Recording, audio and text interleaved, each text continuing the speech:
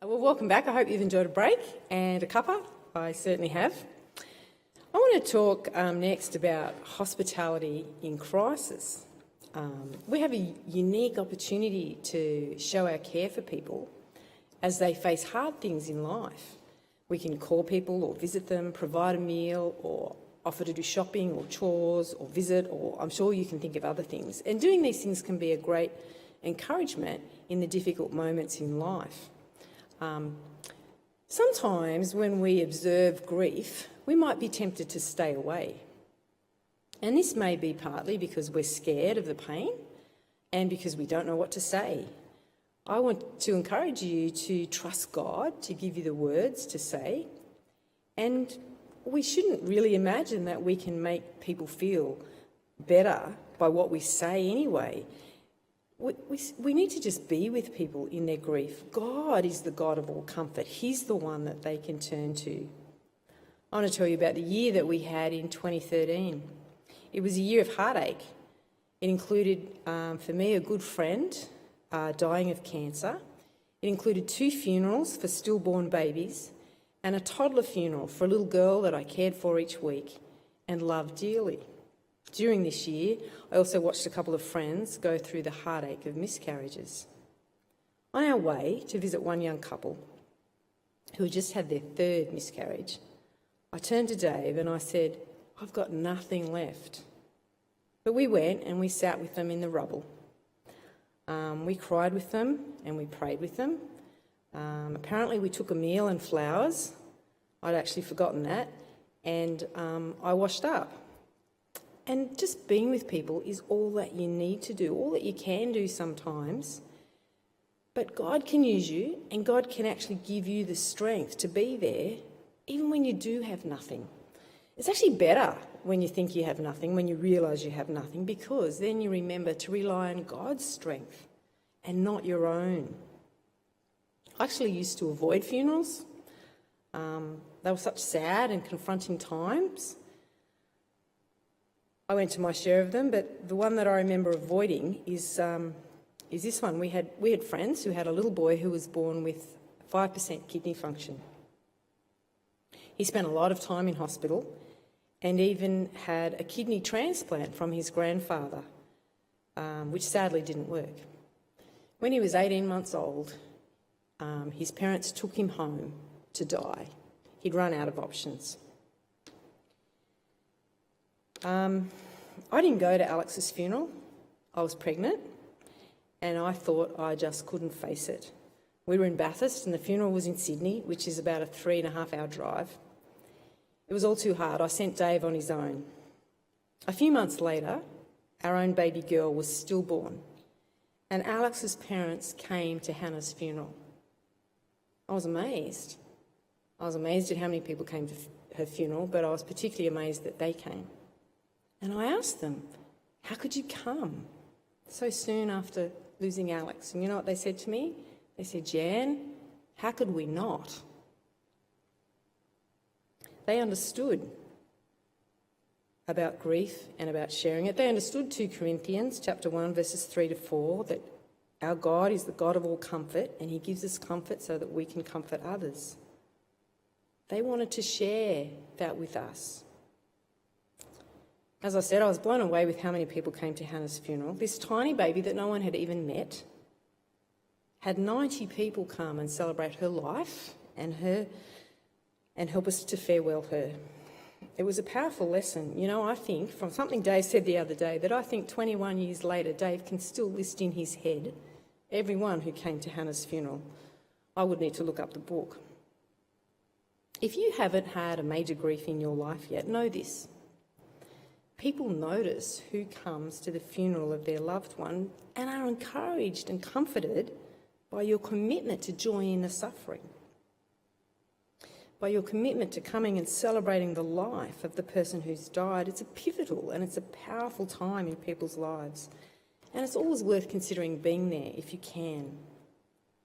I no longer avoid funerals because I understand that God can give us the strength to comfort others. And later, after the funeral, talk about the person who's died if you knew them too. People want to know that you still remember them, that they're not the only one missing them. And even when you meet someone new, I had a neighbour in Geelong that I did this with. When you meet someone new and hear about their loss, ask them about it. They'll let you know if they don't want to talk about it, but often they do. This person who's died was real and important to them, and your interest acknowledges this. 2 doors up from me in Whitten Court in Geelong, we moved in just after this lady had been widowed, and I used to talk to her about her husband, and I used to hear all the stories about Lester, and she loved to talk about him, and I loved to hear it because it was such an important part of her life. She'd been married to him for 50 years. We can also be with people as they die. That can be hard, but again, God can give us the strength. Or be with people as their loved ones die. We need to be sensitive though. Sometimes people do need space. If you're not sure, ask. When you're concerned that you don't know what to say, know that nothing you say will actually help. That might seem harsh, but actually it's quite liberating. It takes the pressure off you. You don't have to try and think of the perfect sentence to say that's going to somehow ease their pain, because nothing you can say is going to do that. Just being there speaks volumes. Just sit in the ashes with them. That's what Job's friends did, remember? They came, and for that first week they just sat and didn't say anything. At that moment they got it right. They went off the rails a bit later, but they just sat and were silent with him after he'd lost all his stuff and all his children. Cry with them, tell them you're sad, and listen to them if they want to talk. And of course, there'll be other crises in people's lives that they face besides death and loss. There's marriage failures and unfaithfulness, drug addiction. People may have wayward or estranged children. There may be violence or criminal offences that even lead to time in jail. Abuse. In this fallen world, the list could go on, couldn't it? This is life, this side of eternity, sin and its consequences. So we shouldn't be surprised when we hear about hard things, when we walk through them ourselves or see our friends walk through them. But we can and we should walk through the valley with people, if we're able. This is a time when people are actually more open to the gospel, if they don't know it. And for Christians, it's a time when they might be more able to grow closer to God as they actually recognise their need for him, to actually recognise that they're not the ones in control of their life. We need his grace more when we're struggling. Be there to point people to him, to love them, to pray for them, to show his grace and forgiveness and compassion so that they can see the God of all comfort.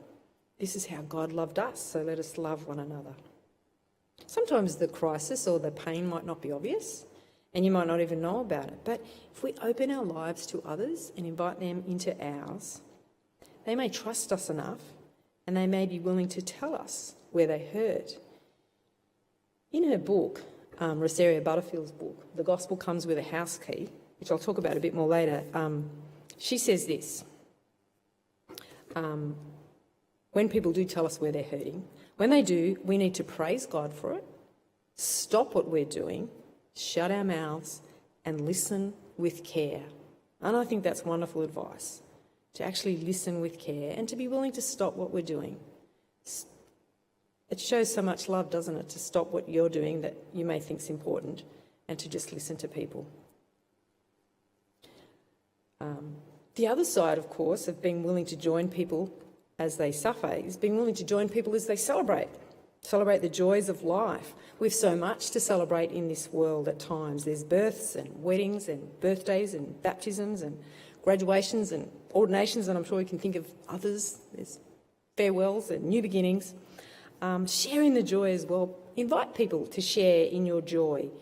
This too is what the Father teaches us or Jesus teaches us in those parables about the lost son and the lost coin and the lost sheep.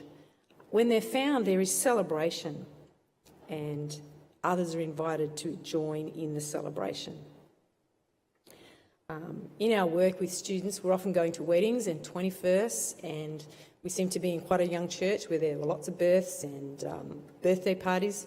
I'd get invited to the first birthday parties at times, just because I love little kids and would spend time with them.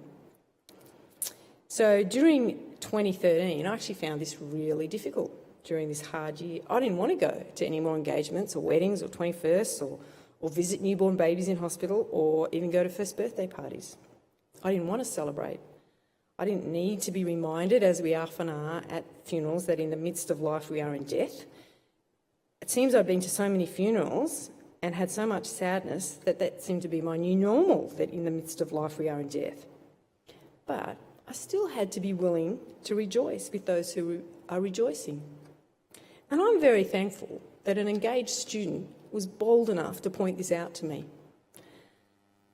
When I was struggling with wanting to go to her engagement, and I told her, she said, "Jan, we've got to rejoice with those who rejoice." That's what the gospel says. That's what the Bible says. So I had to start reminding myself that in the midst of death, we're still in life.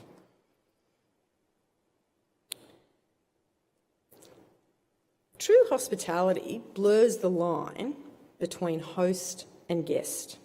You can be a hospitable guest just as you can be a hospitable host. And you can, of course, be an inhospitable guest and make it really clear you'd rather be anywhere else. Or you could also be an inhospitable host and make it really clear that you wish they were somewhere else. So how do we be a great guest? How do we love those who have invited us in? Well, my thoughts are that we can be gracious and we can be generous with our thanks. We can seek to help if they're willing to let us. We can offer to bring something, but we can also accept their generosity if they don't want us to bring something. We can be willing to share of ourselves and let them get to know us, even as they're seeking for us to get to know them. We can use the things that they have on display to start conversations. Observe their interests and their passions. It's so much easier to see them when you're in someone else's house, and ask them about them. I saw a brilliant example of this at our first community barbecue. So I'm with someone else in our team who's a Collingwood supporter. I won't hold that against her. And she observes this lady walking towards us and starts singing, "Good old Collingwood forever." And I'm going, she's gone mad. But then she launched into asking this lady about the game that, it was just after Collingwood had won, unexpectedly I think, won a final, in the final series this year. So they launched into this great conversation about Collingwood and how exciting it was and how the game was last night. And I'm still playing catch up. I'm going, how did she know she was a Collingwood supporter? I'm a bit slow on these things. I'm from New South Wales, so I don't notice the same things. But she was just wearing a Collingwood scarf. And so they launched into this awesome conversation. So Jess had just used what was on display. And I just, was amazed. But what an awesome way to start a conversation with a perfect stranger. Find a shared passion, and they were off. I wandered off after a while. So you can be an inhospitable host and just go through the motions without truly loving and welcoming people as your guests. I've done this, I have to admit, and I've had to repent of it. I've sometimes had people in my home and I've been counting down the minutes or the hours or the days until they leave. And you know what? I'm fairly sure I'm pretty rubbish at hiding that. And even if I could hide it from people, I can't actually hide it from God. And that's not how he wants me to live and how he wants me to be hospitable. And you know what? I think Jesus actually experienced this himself when he was invited to the Pharisees' house to eat. So we're going to read, it's longish, but stay with me, over 3 slides, Luke chapter 7, verse 36 to 47. When one of the Pharisees invited Jesus to have dinner with him, he went to the Pharisee's house and reclined at the table. A woman in that town who lived a sinful life learned that Jesus was eating at the Pharisee's house. So she came there with an alabaster jar of perfume. As she stood behind him at his feet weeping, she began to wet his feet with her tears, and she wiped them with her hair, kissed them and poured perfume on them. When the Pharisee who had invited him saw this, he said to himself, "If this man were a prophet, he would know who is touching him and what kind of woman she is, that she is a sinner. Jesus answered him, "Simon, I have something to tell you." "Tell me, teacher," he said. 2 men owed money to a certain moneylender. One owed him 500 denarii and the other 50. Neither of them had the money to pay him back, so he forgave the debts of both. Now which of them will love him more?"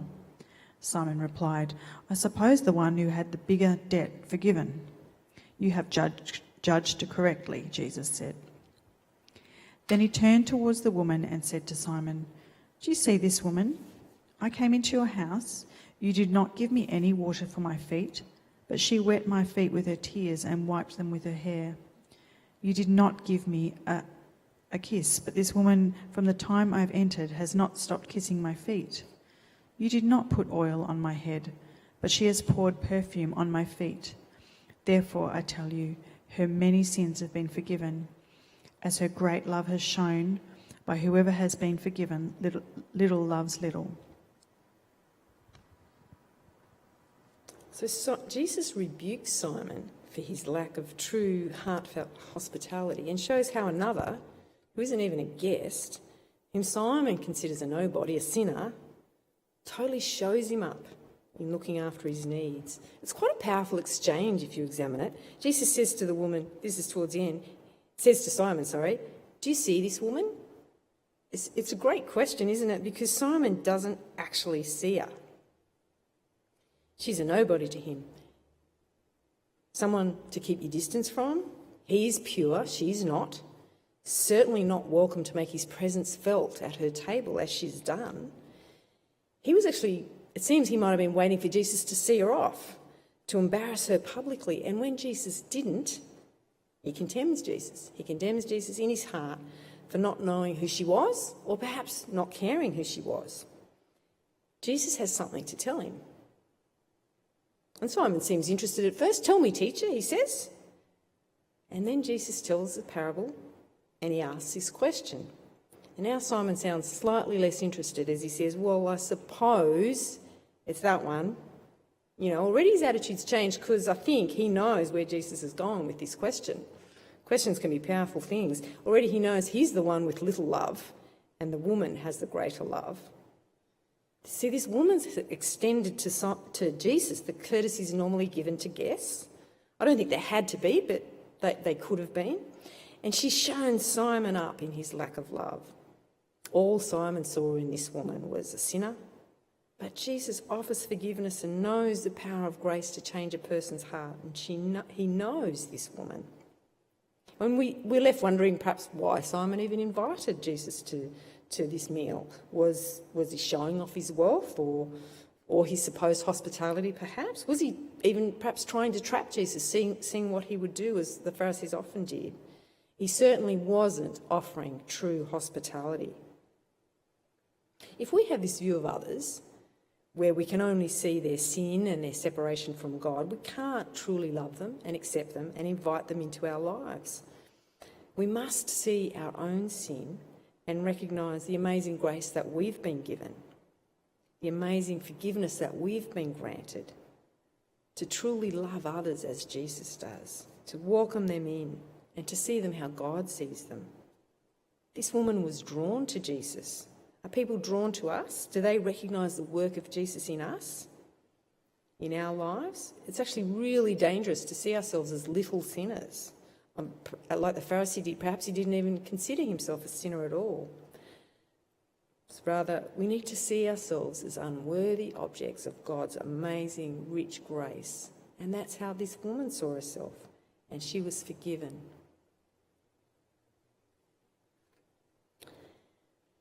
We're going to think about hospitality in children now. Have you been blessed with children, perhaps biologically your own or adopted? You may not have thought of the act of becoming a parent as being hospitable, but it's actually a very hospitable act. When you have a child, you welcome a stranger into your very family. It's probably actually clearer for those who adopt a child or foster a child that that's what you're doing. But even your own biological children are strangers to you, aren't they? You don't get to choose anything about them, not their sex or their character, not their health or their abilities or even the colour of their hair or the shape of their body. You accept who comes and you love them just because of who they are. And this is a picture of how we can love others. We can welcome into our lives those who are different from us, those who challenge us, those who the world might encourage us to ignore or even worse, to discard. And if we can do this for our children, if we're willing to do that, can we extend this welcome to others? And how do you feel about other people's children? They can be challenging sometimes, can't they? Jesus said, "Let the little children come." His disciples wanted to send them away, but Jesus welcomed them. And I bet those kids that Jesus welcomed knew they were welcome. And I'm guessing the parents loved that they were welcome. So how do we extend hospitality to children, to families with children? I think it's just the same as adults. We love them. We love the kids. But how do we show this? I think one of the things, the first thing that I want to encourage you to do is to learn their names. Names are important. God knows us by name. We like our names. Learn the children's names. We kind of know it's important with adults, but we don't always work quite as hard on it with kids. Learn even to distinguish siblings from each other. Learn them in birth order if that helps, and then at least when they're all together you can work out which one's which. At our last church, we had not one, but two sets of identical twins. They were just a little bit challenging. The boys were about 8 and they both wore glasses, but thankfully their glasses were a bit different. And I learnt to pick the difference in their glasses. They had a different thickness of this part of their glasses, and I attached that to their... That's how identical they were. And I attached that to their names. So I had these boys worked out, and I actually told other people my trick, and they use it too, I've heard. I'll be no good if they change their glasses. I'll have to find something else. The girls were a bit more challenging. Seemed almost impossible to tell them apart, and I never really got to know them well enough to do it. But they were part of the youth group camp that we had at our place recently from our old church. And one of them had dyed her hair, which I was very thankful for, so I quickly learnt which one she was and got it right, I think, for most of that weekend. I have another trick with names that I'll share with you. You might do this already. But I started using this trick when we were in student ministry, and I wanted to remember the names of parents of the students that we were ministering to. Often we'd come across the parents at different times, but not regularly enough for me to be any good at remembering their names. So I'd get the students' contact in my phone and add the parents' name in there. So when they turned up at church with their parents, I go, "Oh, look, Josh is here with his parents. Okay, what were their names? Oh, yeah, oh, hi, Mary and Joe." So that was my trick, because I'm a bit rubbish at names. Dave's really good at it, so he doesn't need tricks like that, but I do. So now I do the same with the kids. I write the kids' names in my phone under the parents' contacts, or if I'm haven't got the parents as a contact yet, I just write myself a note, and I write them in birth order so that I can remember. And if you do forget someone's name, and if you do forget kids' names, just fess up. It doesn't matter. People will forgive you. Recently we had some good friends from Geelong call in, whose kids I used to look after, who I've known every one of them since they were born. I think the oldest one's probably about 7. And as they're getting out of the car and I'm greeting each of them, I suddenly realised I'd forgotten the baby's name. I'm going, no, it's not coming. I hadn't thought to review it because I had no clue I would forget it. So I just said, "Amy, I've forgotten your baby's name." And parents of 4 kids don't mind that sort of thing. They mix them up themselves. They just hopefully appreciate that you're trying to remember their names and trying to use their names and trying to love their kids. The other thing to welcome kids is just know what they enjoy, learn what they enjoy, think about what they need. I often have toys or food. I try and have toys or food that they can manage. And when I know kids are coming into my home, I set aside space that they can use when we're having a meeting. Have furniture that suits them. As an empty nester, I have a bit more space than you might have. So I have the luxury of a spare room. We have the main bedrooms downstairs and we don't use it. We use the one upstairs. So in that room I have my cot, which I've had for a long time, and it's a hospital-style cot, so it's quite high. So I put a change mat on it, and it's the right height for a change table. Just on Sunday, one of the women who came out to look after her children in the creche needed to change one of them, And she said, oh, where should I change the nappy? And I said, oh, come on, I'll show you where our change table is. And she's going, wow, you're really well set up. And she felt welcomed because the needs she had for her kids were able to be met. And parents will always feel welcome if their kids are better catered for. If their kids are happy to come, they're happier to come. And you never know, you may even become famous for your Nerf gun wars or your marble run. This family that visited recently, the boys were instructed to ask me how I was before they asked me for the Nerf guns. But I don't think they actually pulled that off. But I knew they'd want the Nerf guns, so I'd already found them and left them out for them, because we have some great Nerf gun wars.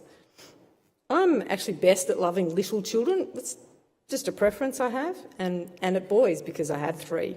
So I play to this strength. So on Minister's Family Camp, I offered to look after the creche and enjoyed looking after some children. And but I do need to stretch to girls and to older kids. And so I watch and learn what the older kids like and what they like to do. I try and be flexible. I try and keep them safe. And I chill out about the mess, because there's always going to be mess. I know that. I have 3 boys. On Wednesday night, we've been having Bible study with our launch team, or a prayer meeting, and I try and cater for the kids, because there's 1 to 5-year-olds is what we've had on our launch team. And so it's hard for the parents of those kids to come. So I set up a space for them and set up toys that they can play with. I don't get out the noisy ones. They can make enough noise on their own. So I said, no, sorry, we can't have them tonight. We have them at creche, because they know all my toys, you see, so they know what to ask for. I also don't let them have the ones that need close supervision, because I don't want to make it hard for the parents and I don't want to supervise them. So no Play-Doh or sand. And loving kids also means being willing to set boundaries. Sometimes you have to tell the kids that they can't do stuff. And hopefully the parents will appreciate that, and hopefully they'll even back you up. We had a new family come to our church of 3 bigger boys. They've stayed with us and they're great. It's awesome to have them around. But the first week they were there, they went out into the playground through the door of the house, that's how it's set up.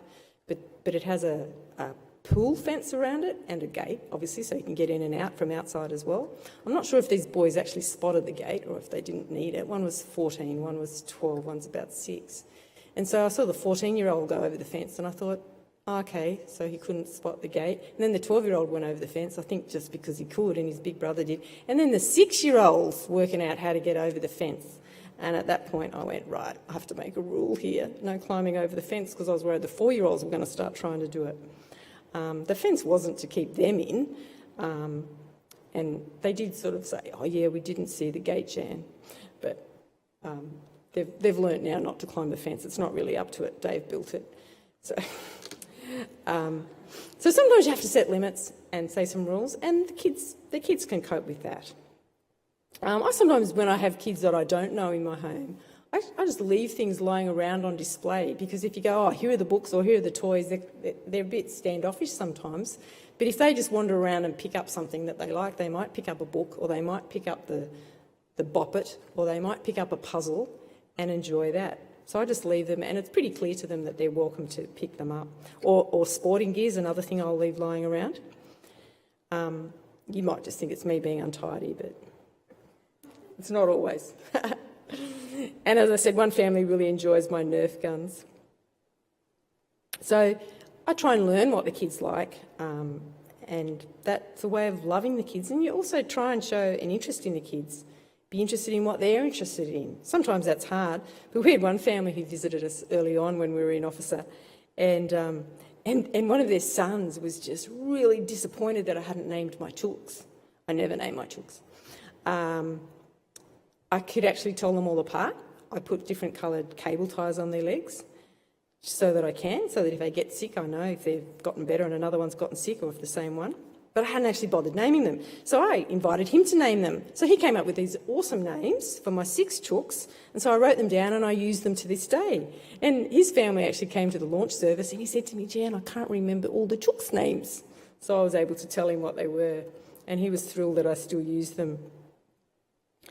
This same family with 2 boys, when they visited Dave, we hadn't met them before, the kids, and so Dave's had this idea of writing their names on their foreheads, which the boys thought was hilarious. So Dave actually did it. and I had to talk to their mum the next day and ask her, did she actually get it off? But the next family Dave tried that with, or offered that to, wouldn't have a bar of it, so he hasn't tried it again. But our kids are all grown, and we're forever thankful for the adult friends that they enjoyed while they were growing up. Their Sunday school teachers, a lot of the uni students, the girls that lived with us, their youth group leaders, just other people at church, neighbours, camps they went on. And kids know. Kids are really intuitive about this stuff, aren't they? If you're just going through the motions or if you actually like them and think of them as people. And they'll grow up and they'll remember the people who loved them and made them feel welcome, the people who invited them in. And conversely, I think they'll also remember the dragons who might have chased them away from the morning tea table or harangued them about the game they invented that wasn't harming anyone. Hopefully they won't remember me as the dragon who wouldn't let them climb the fence. So let's talk about some practicalities, hey? Hospitality is often about food. So here are my thoughts on catering. I have a golden rule, and my golden rule is when the food runs out, you stop eating. None of us in this country are going to starve. So chill out about running out. I think running out is good, would you believe? Because it means there's no leftovers that I have to work out what to do with. It also means you haven't overcated, which I find is a little bit wasteful. I know not everyone thinks like this. No one else in my team thinks like this, but I'm saying it anyway.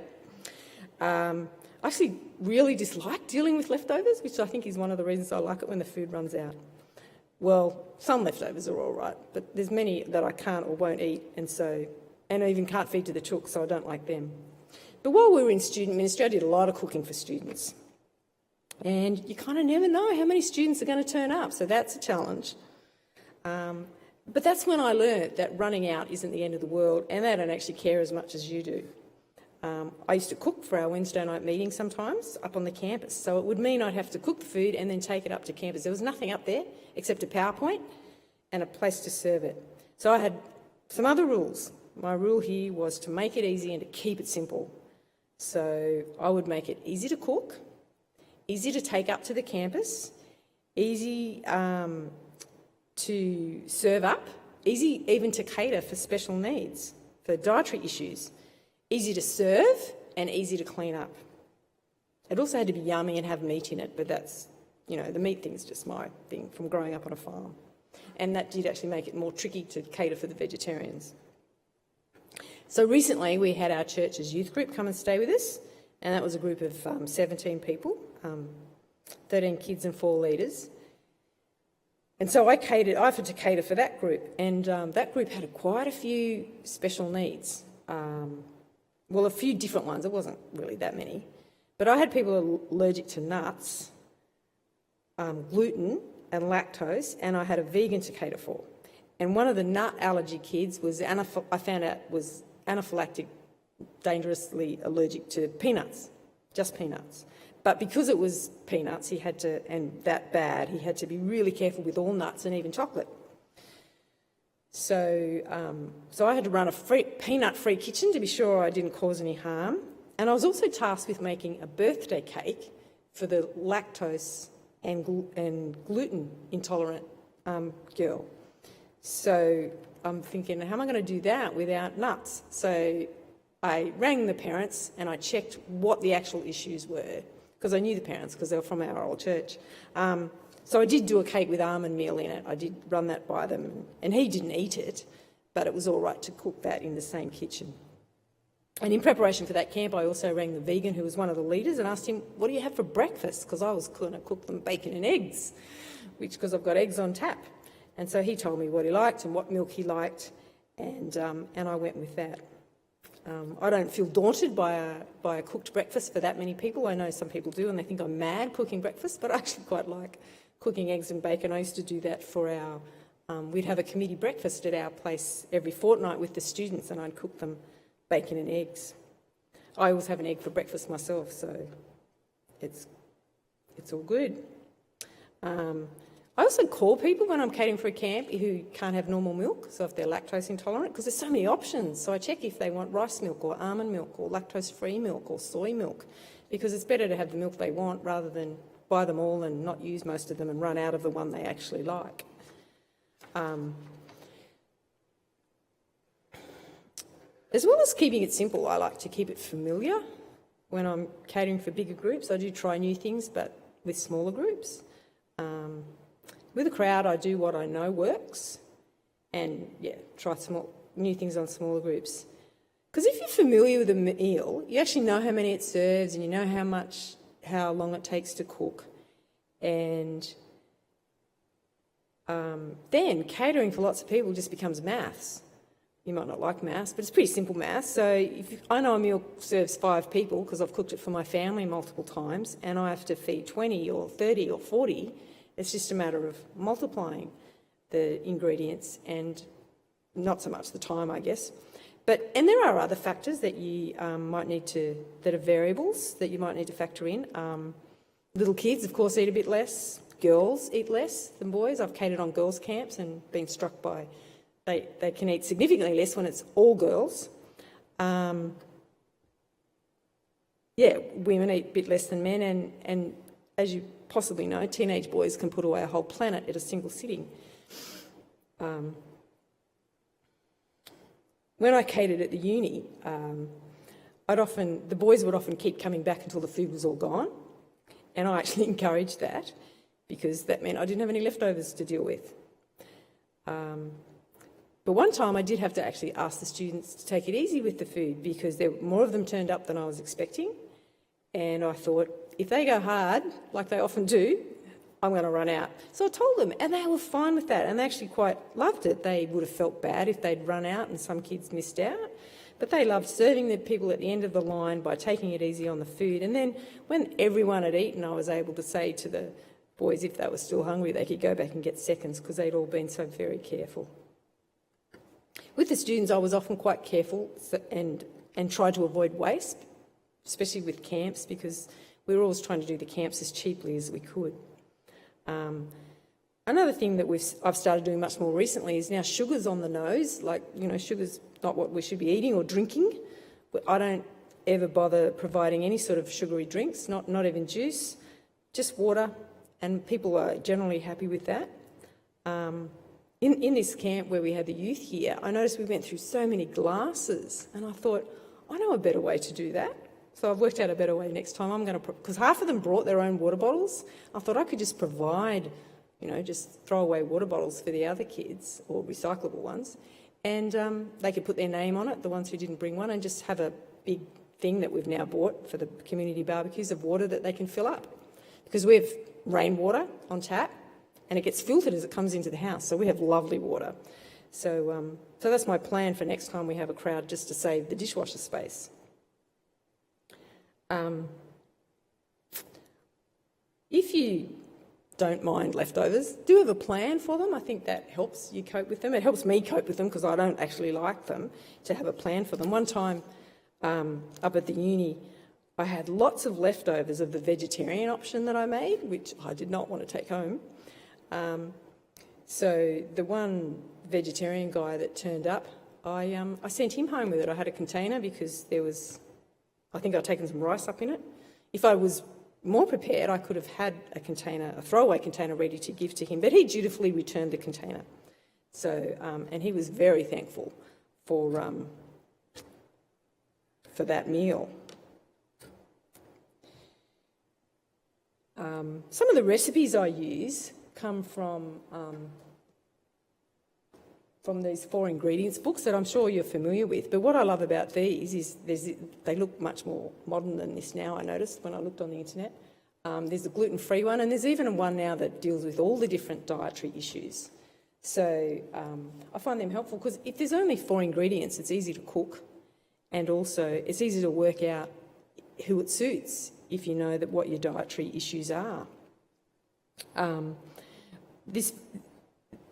This meal I cooked for the uni this time when I had the vegetarian option over is out of this book. It's chicken and it is in the book simmer sauce, but I use coconut milk and curry paste because that's a bit cheaper when you're doing it in bulk, and chickpeas and pumpkin. And so for the vegetarian, I just left out the chicken, and everything else was catered for. It was gluten-free, I served it with rice, it was gluten-free, it was dairy-free, it was nut-free, and it was low FODMAP. There was no onion or anything in it, so everyone was happy.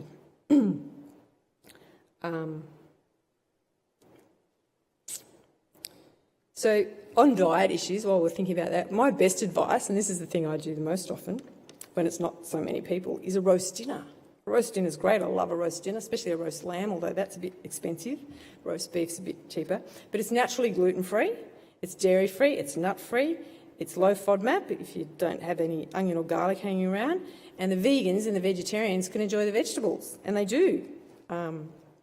My vegetarian friends, and that's one of the things I served at this camp with a vegan. He just happily ate the vegetables. I offered to cook him a piece of fish because he ate fish, but he was happy with the veggies. So the other thing you can do if you struggle with this, because there's more and more dietary issues now, is ask others what they do, find recipes that work for a crowd, that work for diet issues, and use them again. You know, if you see someone do something, do it again. I saw, we have a chef in our launch team, and on Sunday we wanted to do a sausage sizzle, but he wanted to make it a bit more special, and he did. So he bought hot dog buns to put the sausages in, and he got 3 of us to make, what's it called? Coleslaw, and he had cheese to put on top, and we had sauce. And so people could just file through and get their lunch, and it was a bit more fancy than just a sausage in a piece of bread. And I thought, I'm storing that idea away. That's a good one, John. So, and some people asked for 2 sausages, and that was fine too. We had plenty. So everyone seemed to be happy. And a couple of people just came and asked for a plate so that they could skip the bun. But we had gluten-free bread for people who wanted it.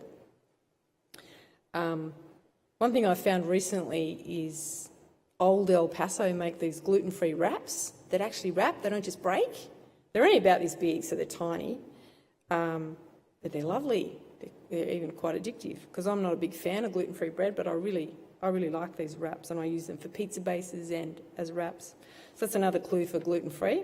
When you are cooking for a crowd, do give yourself plenty of time. I'm a real last-minute person, but this one time that I do give myself a bit more time is when I'm cooking for a crowd. I find it less stressful, and you have time to recover if things go wrong. And if a diet issue turns up you weren't expecting or didn't know about, you have time to deal with that as well. Another way of loving people and helping them feel welcome is to remember things about them. You could perhaps remember how they like their hot drinks. We used to have a list for our staff group at our house in Geelong, where we'd write out which hot drink they liked, whether it was Milo or coffee or tea, or all of them, and how they had each one, so that when they said, oh, I'd like a tea, we knew how they had it. We had that list next to the kettle. We also had a list for our student committee, who were regularly in our house, and I even learnt how they all liked their eggs in the morning, so I didn't have to ask them each week. And yeah, it's fun to do, and it's people enjoy it. With diet issues, it's worth asking people if there's things they can or can't eat when you know that they're coming. Sometimes people don't want to make a fuss, and yet for some people it's really quite serious, and if they can't eat a certain thing, they'll actually be sick. I'm not that sensitive, but I'm a bit like that. If I can't, I don't like making it hard for people because I'm gluten-free. But if I don't tell people and then they serve something that's just full of pasta or something and I can't eat it, that's really not very loving either. So I do try and remember to tell people, but encourage them not to make too much fuss. Because I have learnt that it's not worth eating gluten. If, as a host, I'll often ask people, I'll say, is there anything you can't or won't eat? And so then if there is nothing, you can relax, and if there is something, you can avoid it. So I'm trying to learn the diet issues of the people in our church, and I've made good progress in that and trying to remember them and catering for them. Helping. People like to help when they come. Some people will offer, and I think we should take them up on their offer. If they don't offer, perhaps there's times we can even ask for help if we need it. I find it's helpful for me now to be prepared with specific jobs that anyone can manage, as well as the jobs that the people who actually know how to cook or clean can do. Sometimes it takes a bit more effort to do that, but I try and be prepared. And I even write on my fridge some of the things it can do, because I might not think of them in the heat of the moment. And as people come in and say, "Oh, Jan, what can I do?" I can let them know. And it can even be things as mundane or as ugly as, checking that the toilets have loo paper in them and that the bathrooms are actually clean, getting things out, setting up the toys for the kids, setting the table, moving something, filling the urn, filling the water jugs, sweeping the floor. I've had the team doing all sorts of things. I know that it's pride that will get in the way of me asking people to do that, and so I'd encourage you not to let pride get in the way. Don't be like that. Don't be proud. Life's messy. People know life's messy. People know that your house will be messy. Let them help clean up and restore order afterwards as well. Hospitality is giving and it's receiving. And if we invite people into our home and insist on being the only person that's generous, they won't feel as welcome. Many of us aren't good receivers, and we therefore aren't good askers. But I would encourage you to ask for help. Accept help. It's good for you. It's good for your pride, and it's good for your guests or your hosts. In marriage, I want to encourage you to think about how it's important to work together as a team in how you do hospitality. You need to decide together on a budget for time, for food and for people. If you're an introvert married to an extrovert, it's important to understand each other's limits. In her book of The Gospel Comes with a House Key, which is a very challenging book about hospitality, Rosaria uses the marathon training model together. The slower runner sets the pace, and so too with team hospitality. The one who feels most frail sets the pace they can cope with. And I would have loved to have read that advice a long time ago. I'm an introvert and Dave's not.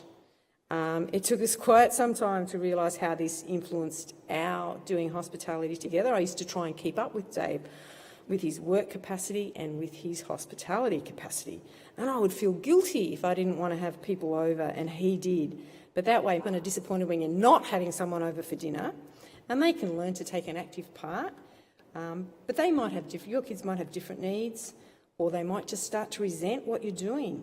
And I think we have to flex towards that. There was a time when one of our sons did get totally fed up with having other people around all the time, so we had to dial it back for a bit out of love and respect for him.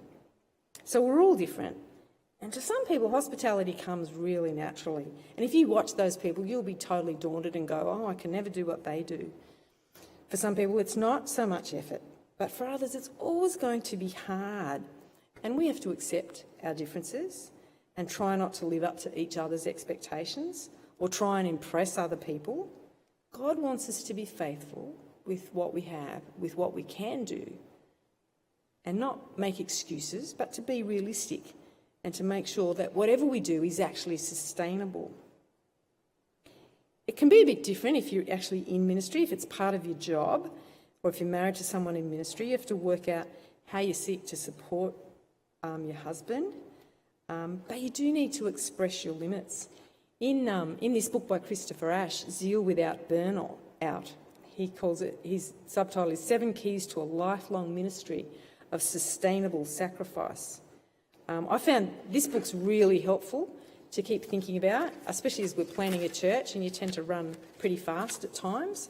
But we need to do things that are sustainable and not wear ourselves out. But Christopher Ash talks about how we are creatures of dust, and we must remember that, and how we're different to God, that we need sleep and he doesn't, that we need Sabbath rest and he doesn't, that we need friends and inward renewal. And he warns us about, he says, beware of celebrity, and he encourages that it's worth it, and he encourages us to delight in gifts, in grace, not in our gifts. You know, if for joy to motivate us in gospel work, then joy must be rooted in something outside the fruits of our work. When our joy comes from our gifts or our success, we will always put ourselves under pressure. Glory much in grace, he says. It's a great book if you struggle with that, if you're in danger of burning out, even if you're in danger of not having much zeal. He encourages us to have zeal, but to do it in a sustainable way. So I commend that book to you as well.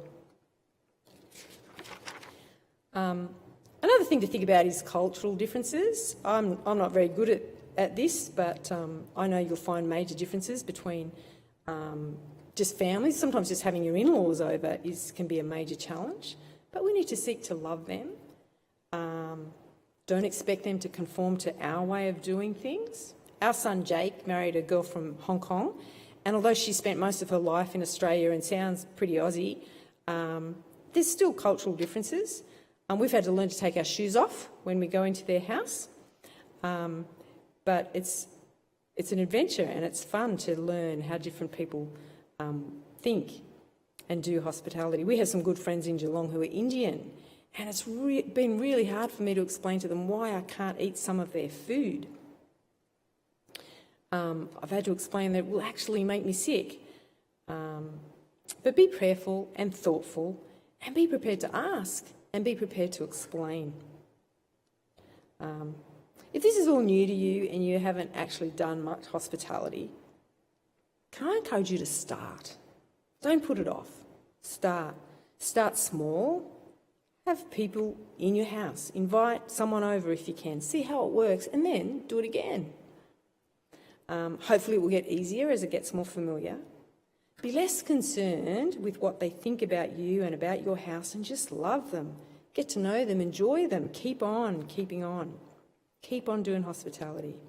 You may want to start with friends that you already feel comfortable with, but don't stop there. Invite your neighbours, invite people you meet through school or sport or other activities. Many people don't experience this. Many people don't know how to do this. They don't know how it builds community and what a joy it is, but give it a shot. And don't be daunted by my examples. Remember that I've had a lifetime of learning the joys and the challenges, and I was actually pushed much harder than I was comfortable with just because of who I was married to. I used to think Dave was the most extreme extrovert I'd ever met, but he's now number 2. I've actually met someone who trumps him. But I'm thankful to all that God has taught me through being married to Dave, through doing lots of hospitality. So do start, because there's so much joy in it. It's hard, but it's joyful. Some of what I've said may make you think, oh, it's too hard, I can't do it. But let me encourage you that it's a whole lot of fun, and there are many, many blessings we enjoy as we live a life of welcoming people in. There's, of course, relationships that we might not otherwise have. People are also different and amazing and interesting and skillful and knowledgeable and passionate about different things, and we can learn from them and learn about life and the different challenges people face and the world and how it works. Everyone has their area of expertise. Everyone has their challenges to face. In her book, Messy, Beautiful Friendship, Christine Hoover talks about how women find deep and lasting relationships as well as how much we need them. And there's lots of ideas in there, and some of it overlaps a lot with hospitality. She talks about letting people into your mess and allowing friendships that might develop that we might otherwise not know just because we've welcomed people in. It's a beautiful thing. You might have heard that book reviewed before and encouraged. I haven't actually read much of it, so I can't do a proper review, but the bits I've read are excellent and I'm planning to keep reading it. We can grow as we do hospitality. Other people that we invite into our lives can challenge us in our Christian walk. If we invite people into our lives, they're going to see our sin and hopefully help us see our sin. When we are challenged, we can grow and change and keep seeking to become more like Jesus. It's much harder to grow in godliness if you only ever hang out with yourself. You're never going to see your selfishness, and if you aren't around others, they can't help you highlight it. And other people can encourage you too, not just show you your sin, and keep encouraging you by speaking gospel truth into your life in the good times and in the struggles. And people who don't yet know Jesus can encourage us. They can encourage us in our evangelism. We learn to talk to different people and to listen to different people. We learn how their world works and what makes them tick and what they're passionate about. And hopefully, after we've listened to them, they'll be interested in what's important to us, and we may have an opportunity to talk to them about Jesus, to share our passion. Sharing things is a lot of fun. It's actually more fun to share things than to just hoard them for ourselves, even things we'd rather keep. All we have is from God, remember, and sharing helps us remember this and helps us realise just how much we have and how blessed we are. Rosaria says in her book, Christians should never be fearful hoarders, but fearless givers. Oh, I love that. Fearless givers. It's so much more fun to give than to hoard. As we walk with Christ, he renews us and he will restore us so that we have plenty to give. So, my sisters, invite people in and you will know blessing upon blessing. Do have a go. Hospitality is, remember, inviting people into your life and being willing to enter into theirs. And there is much joy. Remember my challenge to read Jesus on this. At the end of your outline, there's the books that I've mentioned.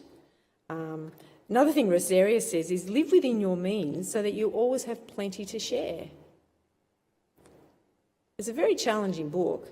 Lots of great ideas, almost too challenging. If you don't want to be challenged, don't read the Rosaria book.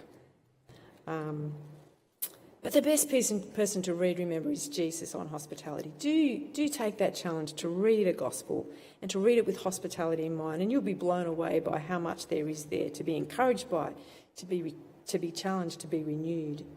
So do that. Do read Jesus on hospitality and seek to be like him. How about I pray for us? Oh Lord, we thank you for your welcome. We thank you for your welcome in heaven that we can look forward to. And we do pray that as we wait for that, you would help us to be welcoming here, to welcome people into our lives and to enter into theirs and to know the joy of sharing with others. Amen.